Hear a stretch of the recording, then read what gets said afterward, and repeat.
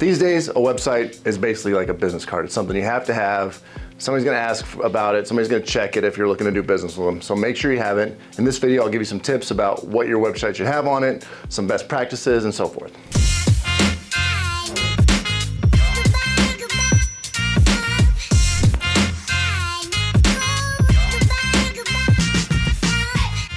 Hey there, Austin Colson, again with AC Web, and again, today I want to talk to you about websites. So all familiar with what a website is. Today, again, I want to give you some tips on things that you should make sure to do on it, right? So it should have at least the basics about the company, the services or products you offer, maybe some of the history, the contact information, everything that people need to learn about the company and know that it's a legitimate company and to get an idea of what you offer and what sets you apart, right? So some important things to make sure you have to add legitimacy.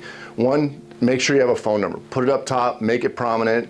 If you want to look big and national, have an 800 number. If you want to focus on being local, have a local number. Or you can do both. You can have an 800 number in the top, and in the bottom you have your address and your phone number. That's a local phone number. Show both. The key is you want people to come there and see that you're a trustworthy, legitimate company. Have like credibility builders, like associations that you're a part of, organizations, certifications.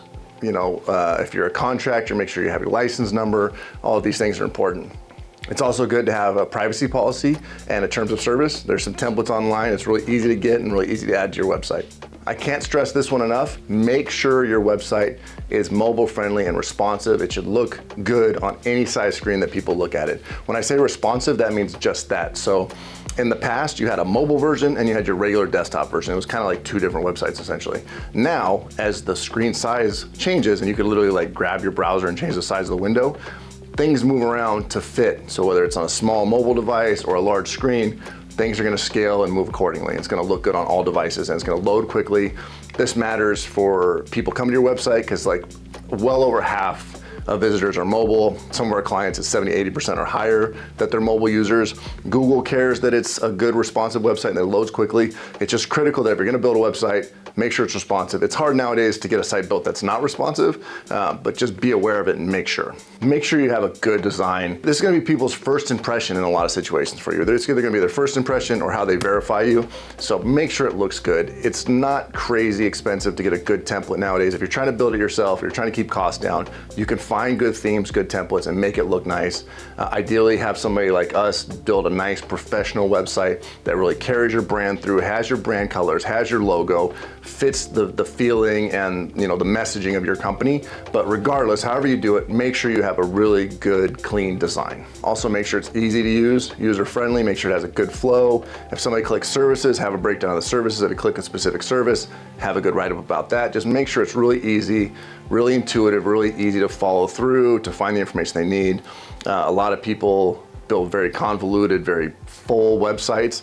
And now you might have a lot of information. It might take a lot of pages to do that, but make sure that the core pages that you need to get them to, especially on the sales side, are really easy. Now, if you got a ton of information or a huge product catalog or knowledge catalog, whatever it might be, organize that well, but don't overwhelm your main menu or your homepage with it. Make the first part simple and really think about how you want people to flow through the website, what the objective is, what steps you want them to take, what information you want them to see, and make sure it's easy to get them through that process. You also want to keep the content on your website updated. There's nothing worse than coming to a website, checking the event calendar, it's out of date, looking at product pricing, you go to buy, and then you call them and it's a different price. Keep things updated. Not only is it good for your consumers, the people visiting your website, to make sure they have updated information, Google also wants to see that, right? Google looks for websites that are maintained. If your website's been the same for 3 to 5 years, Google doesn't think you care about it, right? So keep it updated, add information. A great way to keep it updated, two great ways actually. One, constantly push for user-generated content, whether that's client testimonials or pictures of them using the product or whatever it might be where they're engaging with the company, share that information. And then try to do a monthly or weekly blog post, depending on if you're trying to do SEO or if you're just trying to keep the site updated. Might depend on how often you do it, but do a blog post. Once a month, talk about something relevant in your industry. A great way to do it is the way we do it. Film a video like this and then take that text from the video and use that to create your blog post. That way it's coming from you, you've already got the video to go with it. It's just a great way to get that done. The other thing I want to touch on is the domain name.